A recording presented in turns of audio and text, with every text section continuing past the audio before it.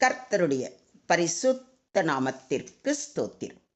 இன்றைய நாளின் தியானத்திற்கென்று தெரிந்து கொள்ளப்பட்ட வேத வசனம் ஏசாயா தீர்க்கதரிசியின் புத்தகம் 40 அதிகாரம் 11 வசனம். ஏசாயா 40:11. மேய்ப்பனைப் போல தமது மந்தையை மேய்ப்பார். ஆட்டுக்குட்டிகளை தமது புயத்தினால் சேர்த்து தமது மடியிலே சுமந்து கரவலாடுகளை மெதுவாய் நடத்துவார். ஆமென். இன்றைய தியான வசனம் கர்த்தரின் மெய்யான பரிவையும் மனதுருகும் பராமரிப்பையும் குறிப்பிடுகிறது. மேய்ப்பனாகிய தேவன் தேவன் தம்முடைய ஜனங்களுக்கு தான் மேய்ப்பனாக இருந்து பாதுகாக்கிறார். அவர் மேய்ப்பனின் நேசமும் பொறுப்பையும் கொண்டிருக்கிறார். மேய்ப்பன் தனது மந்தையை மிகுந்த அன்புடன் பாதுகாப்பார், வழிகாட்டுவார் மற்றும் ஆபத்துக்களில் இருந்து காப்பாற்றுவார் என்பதை இன்றைய தியான வசனம் நமக்கு மிக தெளிவாக உணர்த்துகிறது.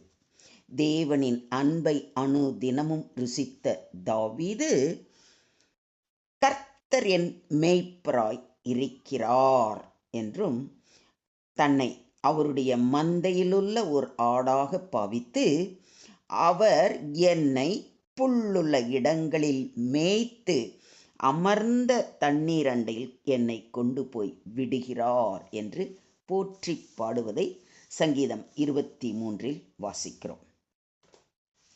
நானே நல்ல மேய்ப்பன். நல்ல மேய்ப்பன் ஆடுகளுக்காக தன் ஜீவனை கொடுக்கிறான் என்று நம்முடைய ஆண்டவராகிய இயேசு கிறிஸ்து கூறுவதை யோவான் எழுதின நற்செய்தி நூல் 10 அதிகாரத்தில் வாசிக்கிறோம். இப்படிப்பட்ட அன்பான தேவன் ஆட்டுக்குட்டிகளை தமது புயத்தால் சேர்க்கிறார். ஆட்டுக்குட்டிகள் மிகவும் பலம் குன்றியவைகள், பாதுகாப்பற்றவைகள். தேவன் அவைகளை நெருக்கமாக கொஞ்சி கொண்டு அணைத்து கொண்டு செல்வார். இது அவருடைய நேசம் மிகுந்த தன்மை மற்றும் அன்பை பிரதிபலிக்கிறது. அவைகளை மடியிலே சுமக்கிறார் என்றும் சொல்லப்பட்டிருப்பதை கவனியுங்கள். மடியில் எடுத்துச் செல்லுதல் என்பது மிகுந்த அன்பின் வெளிப்பாடாகும். தேவன் தம்முடைய ஜனங்களை உறுதியான பாதுகாப்பில் வைத்துக்கொண்டு கஷ்டங்கள் வந்தாலும் அவர்களை தாங்குவார். அதுவும் பலவீனமான சிறு பிள்ளைகள் போன்றவர்களை தம்முடைய மடியில் சுமந்து பாதுகாப்பார் என்பதை இந்த வசனம் உறுதிப்படுத்துகிறது. அடுத்ததாக கரவலாடுகளை மெதுவாக நடத்துகிறார். கரவலாடுகள் என்பது குட்டியை ஈன்ற தாய் ஆடுகள். அவைகள் வயதில் மூத்ததாகவும் வேகமாக நடக்க முடியாததாகவும் இருக்கும். அப்படிப்பட்ட ஆடுகளை துரிதப்படுத்தாமல் மிக கனிவுடன் மெதுவாக நடத்தி செல்வார். அதாவது தேவன் பலவீனமானவர்களையும் சோர்ந்து போயிருக்கும் வயதானவர்களையும் தன்னிகரற்ற நீண்ட சமயத்தால் வழி நடத்துகிறார் என்பது உறுதியளிக்கப்பட்டிருக்கிறது. நானே என் மந்தையை தேடிச் சென்று பேணி காப்பேன். ஒரு ஆயன் தன் மந்தையினின்று சிதறுண்ட ஆடுகளை தேடிச் செல்வது போல நானும் என் மந்தையை தேடி போவேன். மப்பும் மந்தாரமுமான நாளில் அவற்றை எல்லா இடங்களிலிருந்தும் மீட்டு வருவேன். நல்ல மேய்ச்சல் நிலத்தில் அவற்றை மேய்ப்பேன்.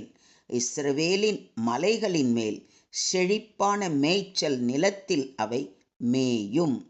நானே என் மந்தையை மேய்த்து இளைப்பாறச் செய்வேன் என்று எசேக்கியேல் தீர்க்கதரிசி மூலம் கூறுவதை எசேக்கியேல் தீர்க்கதரிசியின் புத்தகம் 34 அதிகாரத்தில் வாசிக்கிறோம். எத்தனை அன்பான தேவன் பாருங்கள். தம்முடைய ஜனங்களை ஆடுகளைப் போல் புறப்பட பண்ணி அவர்களை வனாந்தரத்திலே மந்தையைப் போல் கூட்டிக் கொண்டு போய் அவர்கள் பயப்படாத படிக்கு அவர்களை பத்திரமாய் வழி நடத்தினார் என்பதை சங்கீதம் 78 வாசிக்கிறோம். மொத்தத்தில் இன்றைய தியான வசனம் தேவனுடைய பரிவின் சிறப்பை எடுத்து காட்டுகிறது. அவர் அவருடைய பிள்ளைகளாகிய நம் அனைவரையும் தனிப்பட்ட கவனத்துடன் நடத்துகிறார். சிறு பிள்ளைகளைப் போல இருக்கும் எளியவனையும் சிறியவனையும் மிகுந்த கவனத்துடன் தன் தோளில் சுமந்து காக்கிறார். தேவனுடைய வழிகாட்டுதலிலும் பராமரிப்பிலும் அமைதியும் உறுதியும் கிடைக்கும். இதை விசுவாசிக்கிறீங்களா? நானே நல்ல மேய்ப்பன், பிதா என்னை அறிந்திருக்கிறது போலவும் நான் பிதாவை அறிந்திருக்கிறது போலவும் நான் என்னுடையவைகளை அறிந்தும் என்னுடையவைகளால் அறியப்பட்டும் இருக்கிறேன். ஆடுகளுக்காக என் ஜீவனையும் கொடுக்கிறேன். இந்த தொழுவத்தில் உள்ளவைகள் அல்லாமல் வேறே ஆடுகளும் எனக்கு உண்டு. அவைகளையும் நான் கொண்டு வர வேண்டும். அவைகள் என் சத்தத்துக்குச் செவி கொடுக்கும். அப்பொழுது ஒரே மந்தையும் ஒரே மேய்ப்பனும் ஆகும் என்று நம்முடைய ஆண்டவராகிய இயேசு கிறிஸ்து இந்த பூமியிலுள்ள அனைத்து மக்களுமே என் ஆடுகள் என்றும் அவர்களை கூட்டி சேர்ப்பேன் என்றும் அவர்களுக்காக என் ஜீவனையும் கொடுப்பேன் என்றும் கூறுவதை யோவான் எழுதின நற்செய்தி நூல் 10ஆம் அதிகாரத்தில் வாசிக்கிறோம். நம்முடைய தேவாதி தேவனே நமக்கு நல்ல மேய்ப்பர். அவர் அவருடைய பிள்ளைகளாகிய நம்மை போஷித்து பராமரித்து எந்த விக்கினங்களும் அண்டி விடாதபடி பாதுகாத்து வருகிறார். அவர் என் ஆத்துமாவை தேற்றி தம்முடைய நாமத்தின் நிமித்தம் என்னை நீதியின் பாதைகளில் நடத்துகிறார் என்றும் என் ஜீவனுள்ள நாளெல்லாம் நன்மையும் கிருபையும் என்னை தொடரும்.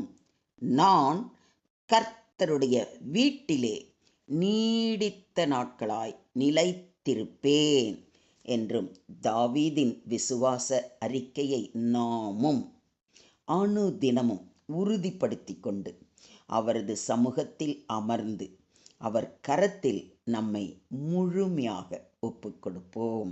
அவரே நல் மேய்ப்பனாய் நம்மை பாதுகாத்து வழி நடத்துவாராக. தேவனுக்கே மகிமை உண்டாவதாக. ஆமேன், ஆமேன், ஆமென்.